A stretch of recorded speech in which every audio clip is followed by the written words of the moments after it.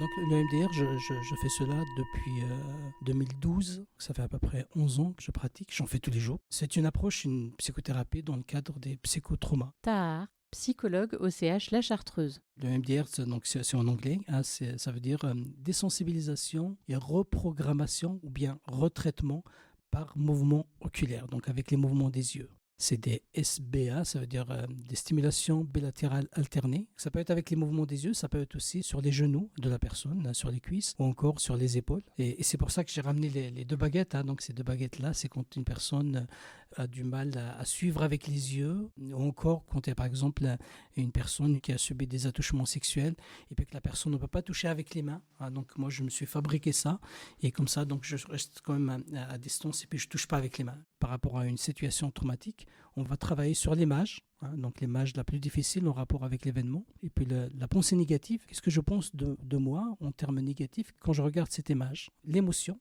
quand je pense à cette situation, quand je regarde, quand je visualise l'événement, qu'est-ce que je ressens comme émotion? Donc ça peut être la peur, la tristesse, la colère, la haine.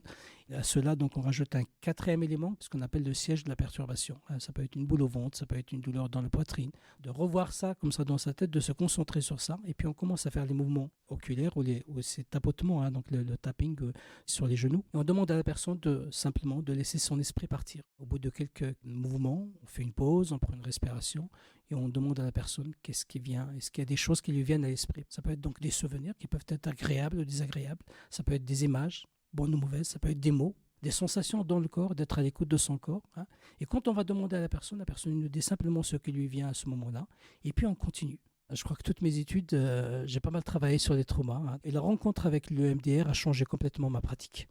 Complètement. Parce que je vois comment est-ce qu'au bout de quelques séances, parfois c'est très très rapide, on arrive à des résultats extraordinaires.